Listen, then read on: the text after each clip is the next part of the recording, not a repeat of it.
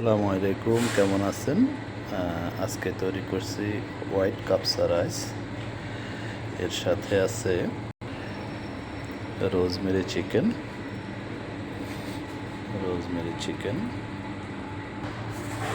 এখন আমরা চিকেনগুলোকে রাইসের উপর সুন্দর করে সাজিয়ে নিব,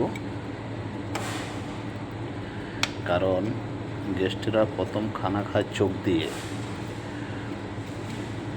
তারপর নাক দিয়ে, তারপর মুখ দিয়ে।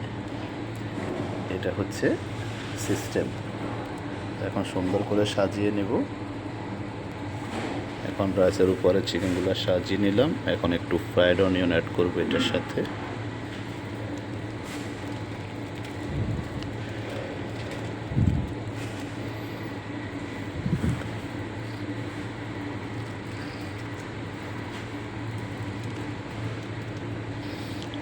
আমাদের কাপসা with rosemary chicken ready now. Thank you.